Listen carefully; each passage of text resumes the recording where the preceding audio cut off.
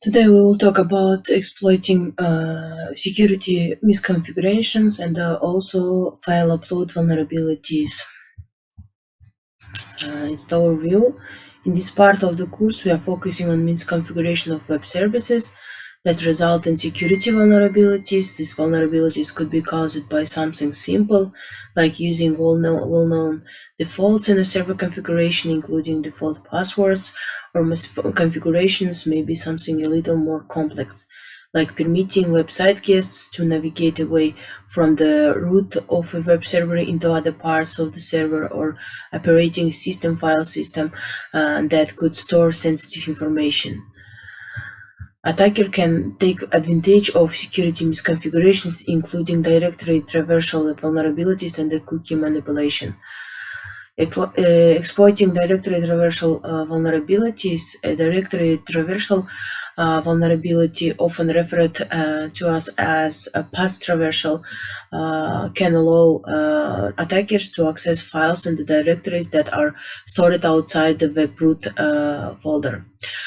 It's worth to note that directory traversal has many names, including .. directory climbing, or backtracking. It's possible to exploit path traversal vulnerabilities by manipulating variables that reference files with the .. sequence and its variations, or by using absolute file paths to access files on the vulnerability system. An attacker can obtain critical and sensitive information when exploiting directory traversal vulnerabilities. Here, an example how to exploit a directory traversal vulnerability. Here. In this figure, you can see the this URL. And in this URL, you can see the .. The vulnerable application shows that the contents of the etc password file to the attacker. It's possible to use URL encoding as demonstrated in the following example to exploit directory traversal vulnerabilities.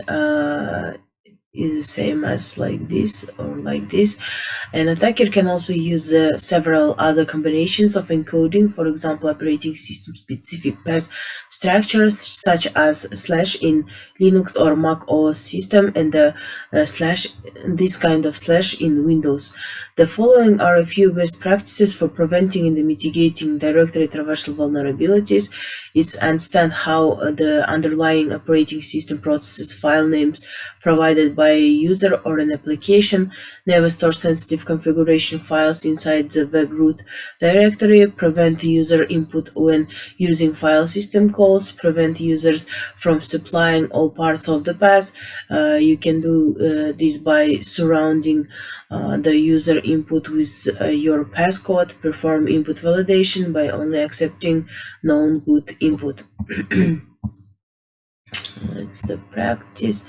Also, cookie manipulation attacks. Cookie manipulation attacks are often referred to us as stored DOM-based attacks or vulnerabilities.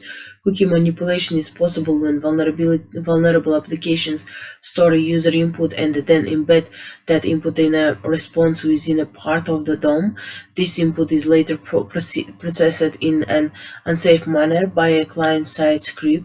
An attacker can use a JavaScript string or other scripts to trigger the DOM-based vulnerability. Such scripts can write controllable data into the value of a cookie.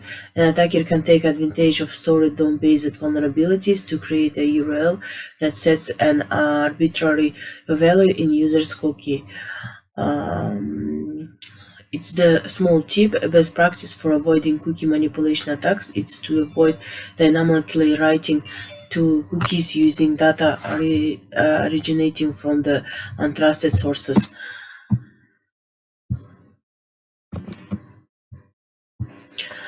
Let's talk about exploiting file inclusion vulnerabilities. It's the overview. We need to assess weaknesses to local and remote file inclusion vulnerabilities. We believe that the website and the network users should not be able to access any files beyond those that are needed for the user's role. The ability to read or execute even one file without authorization means that there are probably many more that can also be accessed either at the present time or in the future. We will apply this standard to our engagement with Portswigger. We are especially concerned that their web applications use scripting runtimes, and we know that their game review forum permits uploading of files from users. This is another potential source for file inclusion vulnerabilities. This section that follow provide details about local and remote file inclusion vulnerabilities. Local file inclusion vulnerabilities. A local file inclusion vulnerability occurs when a web application allows a user to submit input into files or upload files to the server. Successful exploitation could allow an attacker to read and, in some cases, execute files on the victim's system. Some local file inclusion vulnerabilities can be critical if a web application is running with high privileges or as root. Such vulnerabilities can allow attackers to gain access to sensitive information and can even enable them to execute arbitrary commands in the affected system. In this figure, you can this figure the same with the previous topic, and it shows example of directory traversal vulnerability, but the same application also has a local file inclusion vulnerability. The etc password file can show in the application page due to the local file inclusion flaw. Here, remote file inclusion vulnerabilities.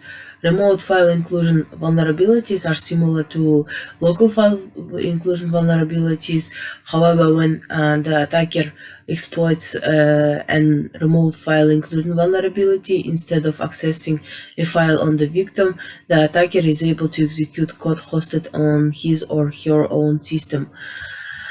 It's worth to note that remote file inclusion vulnerabilities are trivial to exploit. However, they are less common than local file inclusion vulnerabilities. Here, the example of exploiting a remote file inclusion vulnerability. Here you can see that the attacker enters with the following this URL. This one, if you see. In this example, the attacker's website is likely to host malware or malicious scripts that can be executed when the victim visits the site. The URL, this URL is a real URL, but it's not the malicious site. If you connect to it in a web browser, you will see a message similar to this figure.